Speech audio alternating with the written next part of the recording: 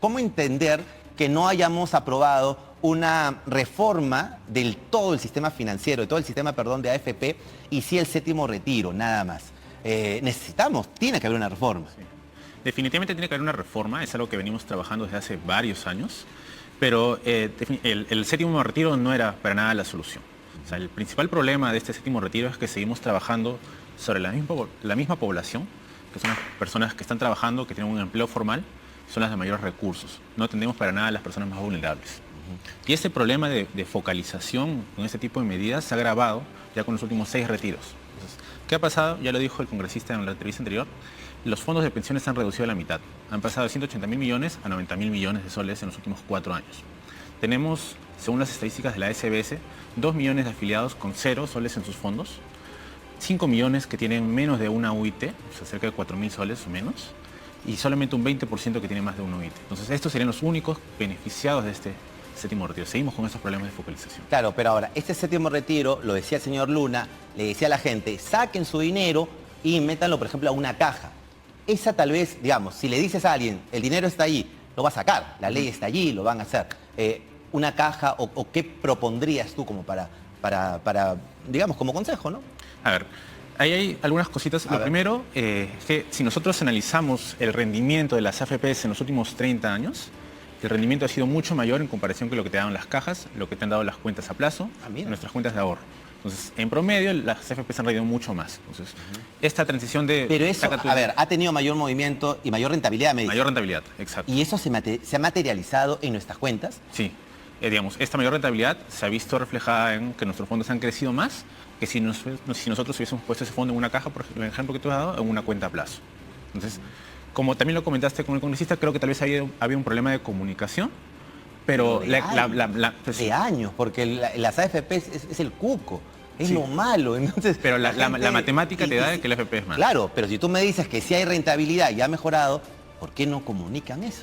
Sí, ese creo que ha sido una falla, tal vez. Y el otro tema que tú dices, y relacionándolo con esta reforma total del sistema de pensiones, esto hace años, pero hay algunos puntos en que sí estamos varios especialistas de acuerdo. A ver. El primero de ellos es eliminar el 95.5, que vendría a ser facilitar los retiros en general.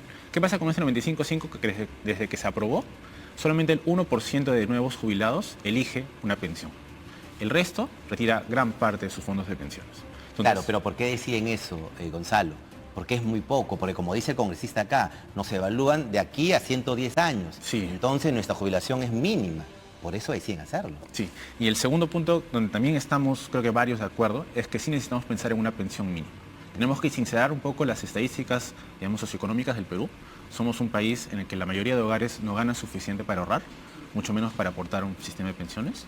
Entonces sí, desde el Estado se debería pensar en cómo garantizamos que todas las personas reciban una pensión más allá de si están trabajando o no. Entonces, ¿Y tú crees que este gobierno, este Congreso, tienen esa ganas de hacer esa gran reforma? Yo creo que lamentablemente es una medida de más largo plazo porque sí va a requerir bastantes fondos por parte del Estado para cubrir, digamos, una pensión mínima para todos.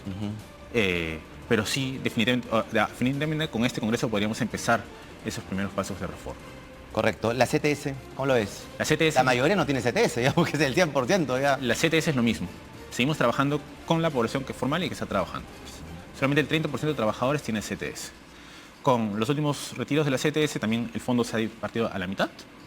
Tenemos y creo que el último dato que sacamos, es justo hoy día en el comercio, es que 9 de cada 10 trabajadores con CTS tienen menos de 1.200 soles, que es la canasta básica. Entonces, un retiro de CTS es una medida de corto plazo que quita este seguro de desempleo. Y el argumento de los congresistas que han aprobado la norma, el señor Luna, que es el impulsor, va a mover el sistema económico y financiero. Va a haber movilidad, es decir, vamos a comprar, pagar nuestras deudas y todo. ¿Eso no contribuye en algo? El efecto va a ser mínimo. ¿Qué pasó? En la pandemia sí era importante aprobar estos retiros. Teníamos una crisis bien fuerte de empleo, una crisis económica a nivel mundial. El retiro era justificado y las personas que no tenían ingresos pasaron a tener, digamos, alguna ganancia y pues, pudieron gastar. Ahora pasan dos cosas. La gente ya empezó a trabajar, el impacto va a ser mínimo y además los pocos que tienen cuentas en sus fondos, tanto AFP como CTS, son las personas mayores ingresos, que tienden más a ahorrar en vez de gastar. Entonces, ya el efecto no va a ser tan grande como lo fue en los primeros retiros. Correcto. Escuchaba una entrevista que habían realizado el IPE, otro de los economistas, y hablaban del gota a gota. Que el Congreso sacó una ley que de alguna manera ha contribuido a que el gota a gota se materialice en nuestro país. Cuéntanos por favor de eso. A ver, una de las leyes que más afectó al gota a gota ha sido los topes a las tasas de interés. ¿Qué hace este tope? Ahorita está más o menos 100%.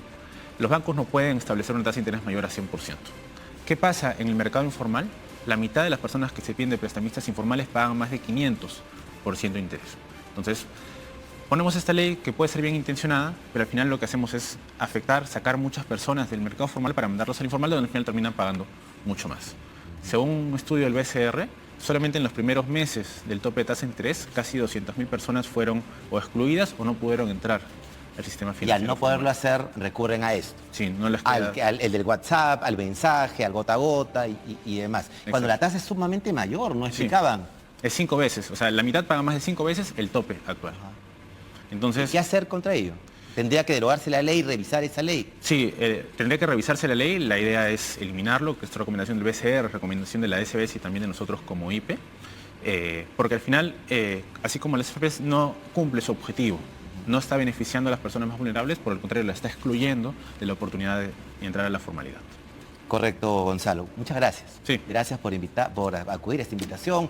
Gonzalo Manrique, economista del IPE, por este diálogo y a explicarnos un poco lo que significa las AFP, lo que significa el movimiento en CTS, que no es lo que todos dicen, y también esto del gota a gota, que me parecía importante y tal vez en una entrevista ya con mayor tiempo podemos explicar. Muchas gracias, Gonzalo. Muchas gracias. Gracias. Muy bien, vamos a seguir con el programa. Son las 6:52 de la tarde. A ver, vamos con algunas declaraciones. Ustedes saben que a partir de este momento, hasta las 7, que llega Marco Calderón, le presentamos algunas cositas que encontramos por allí. Bueno, la atención estaba en Acción Popular y la atención estaba en Darwin Espinosa. Le preguntaron a Wilson Soto, señor Wilson Soto, ¿dónde está Darwin Espinosa? Y él nos salió con esta frase que tiene que ver con la vagancia. El reportaje. El congresista Soto está de vago. Yo no estoy de vago, pero sí estoy trabajando. Pero, congresista, ahora, dado el reportaje... Con mi agenda propia, como presidente de la Comisión de Defensa, tengo Pero es una muchas grave denuncia. No soy vago. Ahí está trabajando el señor. ¿Qué le dice? Le molesta que hable de Darwin Espinosa, pero el señor Darwin Espinosa es de la bancada, es su vocero, señor Wilson Soto.